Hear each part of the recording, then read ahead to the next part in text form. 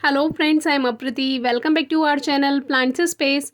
आज की वीडियो होगी सफ़ेद कचनार के बारे में, जिसको वाइट ऑर्किड श्रब भी कहते हैं। और ये प्लांट पर एक छोटी सी बटरफ्लाई बैठी हुई है जो कि है कैटोप्सिलिया पोमोना, जिसका कॉमन नेम है कॉमन एमिग्रेंट। ये एमिग्रेंट बटरफ्लाई है जो कि लेमन कलर की होती है, इसको लेमन एमिग्रेंट भी कहते हैं। और ये यहाँ पर बसेरा करने आई है। तितलियां सोती नहीं हैं, ये रेस्ट करती हैं और इनकी रेस्ट करने की ये प्रोसेस कहलाती है रूस्टिंग, जिसमें ये इस तरह से पत्तियों के नीचे छिपकर बैठ जाती हैं। जैसे ही दिन छिपने वाला होता है, सूर्यास्त होता है वैसे, और सुबह को ये वापस से उड़ जाती हैं। तो दूर से देखकर तो आपको पता ही नहीं चलेगा कि यहाँ पर कोई तितली बसेरा करने भी आई हुई है। इस तरह से ये प्रेडेटर्स जो होते हैं, जितने भी शिकारी होते हैं, उनसे अपने आप की रक्षा करती है। पत्तियों के बीच में छिपकर बैठ जाती है और ऐसे ही ये रेस्ट करती है। और ये मेरे गार्डन में मुझे लगभग 5 बजे से दिखाई देने लगती है। 4-5 बजे ये आ जाती है और ऐसे ही पत्तियों में छुपकर बैठ जाती है। कभी पानी देने आते हैं तो एकदम से उड़कर भागती है और वापस से ये पत्तियों में ही छुप जाती है। तो आते हैं अपने टॉपिक पर। आज हमारा टॉपिक सफ़ेद कचनार है, जो कि बहुत अच्छी फ्लावरिंग हमें लगातार देता आ रहा है। जबकि इसका मेन फ्लावरिंग सीजन लगभग अप्रैल के समय होता है। अप्रैल मई में ये फ्लावर्स देता है, लेकिन ये वाला जो वैरायटी है ये हमें लगातार फ्लावर्स देती ही जा रही है। और अब इस पे कुछ फ्लावर्स नहीं थे, लेकिन न्यू ग्रोथ आ रही है और उसी न्यू ग्रोथ में से ही कलियां लगातार बनती रहती हैं।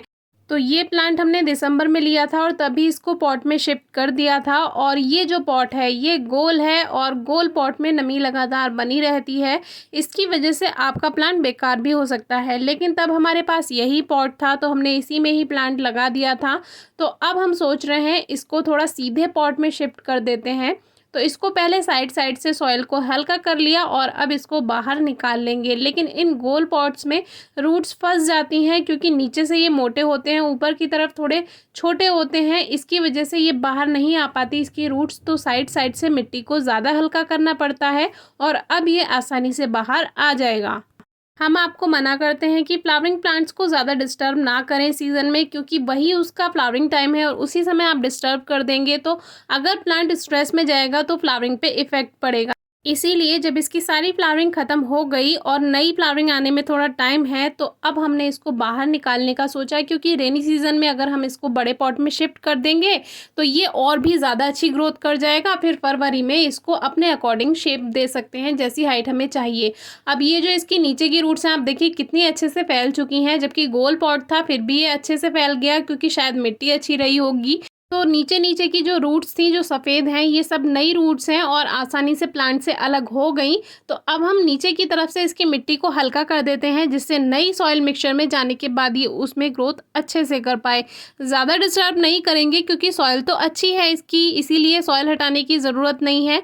अब इसको हम पॉटिंग मिक्स बनाएंगे। इसी मिट्टी में थोड़ा सा गोबर की खाद और थोड़ी और मिट्टी बढ़ा करके, क्योंकि जिस पॉट में लगाने वाले हैं वो इससे थोड़ा सा बड़ा है, तो गोबर की खाद और मिट्टी हमारी अच्छी रहती ही है। सैंडी सॉइल है, यही हम बार बार यूज़ करते रहते हैं। और सॉइल को रिचार्ज करना हमने बताया है आपको, थोड़ी सी धूप में सुखा लीजिए। उसमें जितने भी बैक्टीरिया होंगे वो सभी थोड़ा हल्का सा आप सुखा लेंगे तो वो सब हट जाते हैं, नमी नहीं रहती है उसमें। तो ये 10 इंच का गमला है, ड्रेनेज होल ठीक है। उस पर एक पत्थर रखने के बाद पॉटिंग मिक्स रख दिया और थोड़ा सा गोबर की खाद एक लेयर बीच में हम बना देते हैं, जिससे प्लांट को बीच में थोड़ा सा खाद मिल सके। और अब प्लांट को रख देते हैं।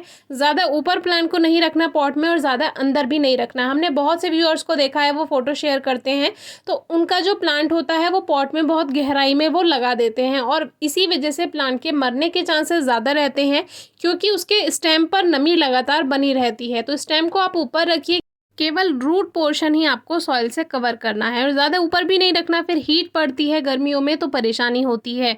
आप पॉटिंग मिक्स भरने के बाद अच्छे से सॉइल प्रेस कर देते हैं और अब वाटरिंग कर देंगे, रूट्स सेट हो जाएंगी। और इसके बाद आप 2 दिन कम से कम धूप में ना रखें, चाहे रूट्स डिस्टर्ब की हैं और चाहे नहीं की हैं, फिर भी 2 दिन आप छाया में रखें। और ये जो इसकी छोटी छोटी शूट्स हैं, इसको अभी हम आने देते हैं, क्योंकि अभी ग्रोइंग सीजन है, ग्रोथ करेगा प्लांट। और इसकी टहनियाँ जब बड़ी हो जाएंगी तो हम इसको कटिंग के थ्रू भी ग्रो कर सकते हैं। तो अभी हमारा प्लांट तैयार है और इसकी छोटी ब्रांचेस को हम फरवरी में देखेंगे, तब कट कर देंगे या जैसे भी होगा आपसे शेयर ज़रूर करेंगे। अभी हमारा प्लांट बिल्कुल तैयार है और 2 दिन इसको छाया में रखने के बाद हम धूप में रख देंगे। बाकी इसको पूरे दिन की धूप मिलती रहे कोई परेशानी नहीं है, या कम से कम 4 घंटे की धूप मिलनी बहुत ज़रूरी है। Thank you.